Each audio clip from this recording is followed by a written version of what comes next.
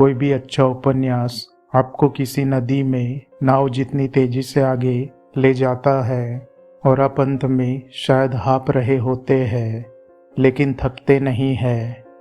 सर्वश्रेष्ठ उपन्यासों को पढ़ने पर सबसे कम तनाव होता है, लेकिन तनाव के बिना, मुश्किल के एहसास के बिना मस्तिष्क का विकास नहीं किया जा सकता। नमस्कार दोस्तों, स्वागत है आपका हमारे चैनल MS नॉलेज में। आर्नोल्ड बेनेट की बुक टाइम मैनेजमेंट का हिंदी संस्करण हर दिन 24 घंटे कैसे जिए, अनुवाद करता डॉक्टर सुधीर दीक्षित। अध्याय 11, जीवन को बदलने के लिए गंभीरता से पढ़े।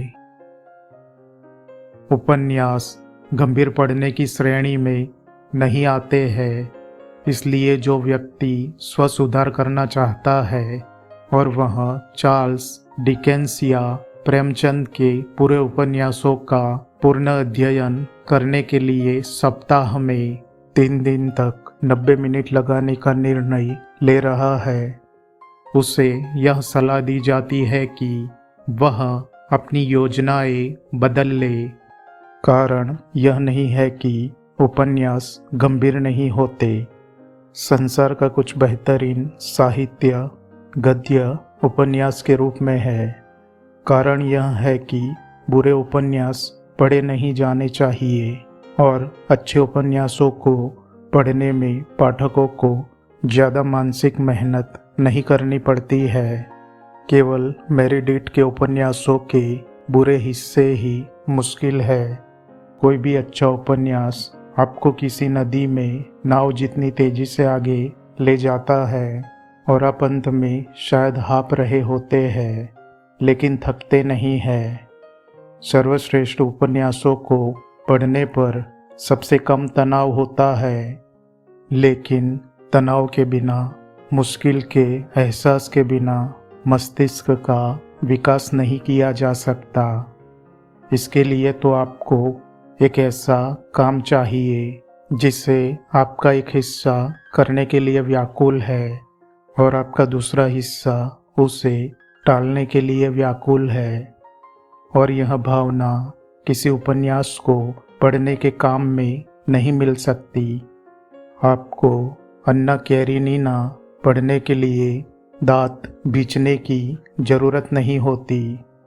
इसलिए हालांकि आपको उपन्यास पढ़ना चाहिए, लेकिन आपको उन्हें हमारे निर्धारित 90 मिनट के समय में नहीं पढ़ना चाहिए। काल्पनिक काव्य उपन्यासों से कहीं ज़्यादा मानसिक तनाव उत्पन्न करता है। यह संभवतः साहित्य का सबसे ज़्यादा तनावपूर्ण रूप है। यह साहित्य का सर्वोच्च रूप है। यह सर्वोच्च आनंद देता है और सर्वोच्च बुद्धिमत्ता सिखाता है। सारांश में कहीं तो इसका कोई सानी नहीं है और इसकी तुलना के लिए कुछ नहीं है। यह बात कहते समय मुझे यह दुखद एहसास भी है कि ज़्यादातर लोग कविता नहीं पढ़ते हैं। मुझे यह विश्वास दिलाया है कि अगर लोगों को यह विकल्प दिया जाए कि वे पैराडाइज लॉस्ट पढ़ना पसंद करेंगे या दोपहर में चौराहे पर अपने घुटनों के बल चलना पसंद करेंगे, तो वे सार्वजनिक उपहास वाले विकल्पों को चुनेंगे। फिर भी मैं हमेशा से अपने दोस्तों और दुश्मनों को यह सलाह देना चाहूँगा कि कोई दूसरी चीज़ पढ़ने से पहले कविता पढ़े। यदि कविता आपके पल्ले नहीं पड़ती है तो हेज़लिट के मशहूर निबंध को पढ़कर शुरुआत करें, जो सामान्य कविता की प्रकृति पर है। यह अंग्रेजी में अपने किस्म का सर्वश्रेष्ठ निबंध है और जिसने भी इसे पढ़ा है वह इस गलतफहमी में नहीं रह सकता कि कविता एक मध्ययुगीन यातना है या मदमत हाथी है या अपने आप चलने वाली बंदूक है। जो 40 कदम के दायरे में आने वाले किसी भी इंसान की जान ले लेती है।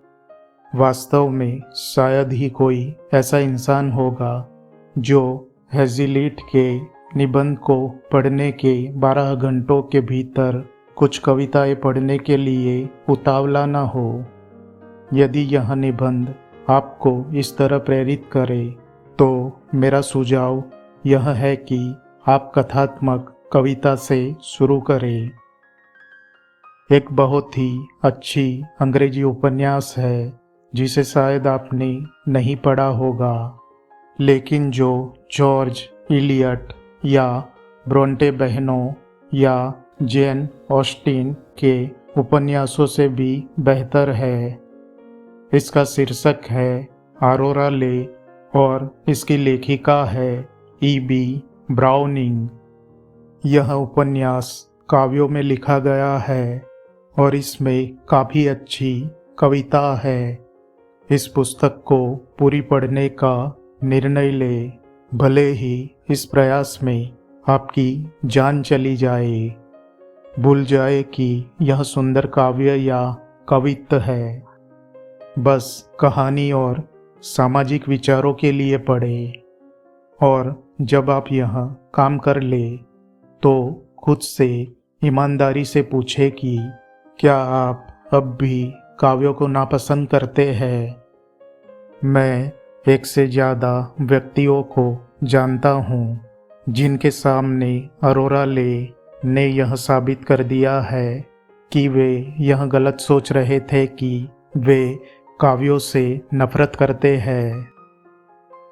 जाहिर है अगर हेज़लिट को पढ़ने के बाद और इस रोशनी में ऐसा प्रयोग करने के बाद आपको आखिरकार यह विश्वास हो जाएगा कि आप किसी हाल में कविता को नहीं झेल सकते, तो आपको इतिहास या दर्शन से ही संतुष्ट रहना होगा।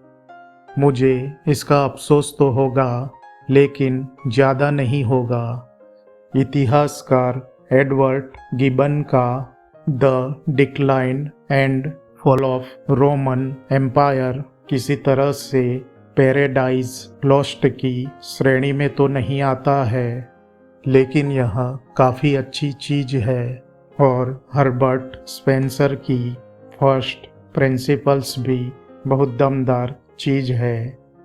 मैं यह नहीं कह रहा हूँ कि इनमें से कोई भी ग्रंथ हर नौसिखिए के लिए उपयुक्त है, लेकिन अगर औसत बुद्धि वाला कोई व्यक्ति 1 साल तक निरंतर अध्ययन करता है तो इसके बाद वह इतिहास या दर्शन के अमर ग्रंथों पर हमला करने के लिए पूरी तरह उपयुक्त होता है। अमर ग्रंथों की एक बहुत बड़ी खूबी यह होती है कि वे आश्चर्यजनक रूप से स्पष्ट होते हैं। मैं शुरुआत के लिए किसी खास ग्रंथ का सुझाव नहीं देता हूँ, यह कोशिश नाकाम रहेगी, लेकिन मैं 2 महत्वपूर्ण सुझाव जरूर देना चाहूँगा।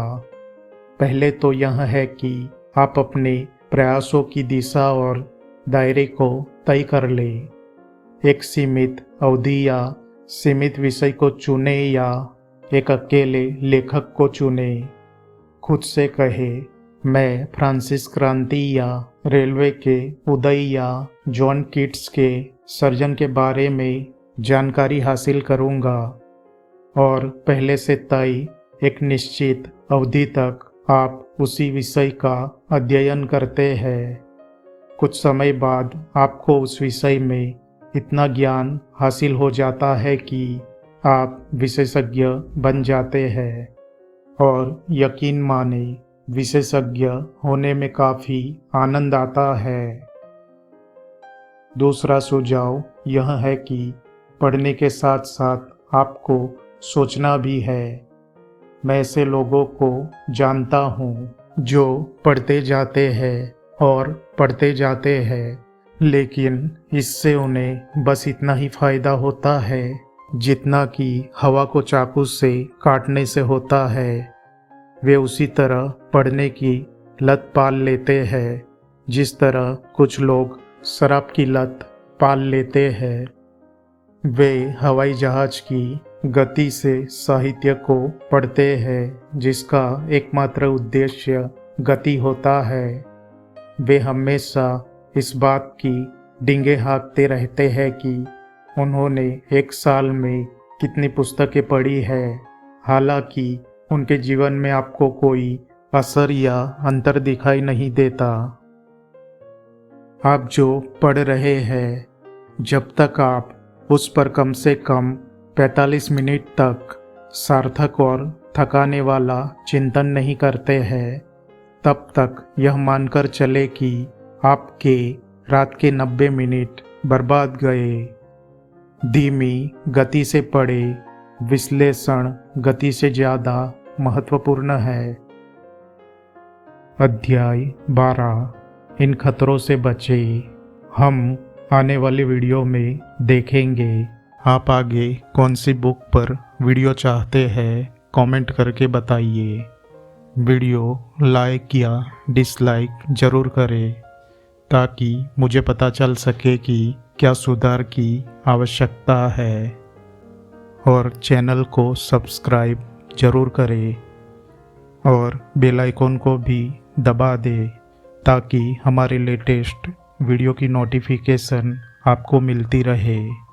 अगर आपको हमारी वीडियो अच्छी लग रही है और इन वीडियो से आपके जीवन में कोई परिवर्तन आ रहा है, तो हमें कमेंट करके ज़रूर बताइएगा, और वीडियो अच्छी लग रही है तो इसे सबके साथ शेयर भी करें।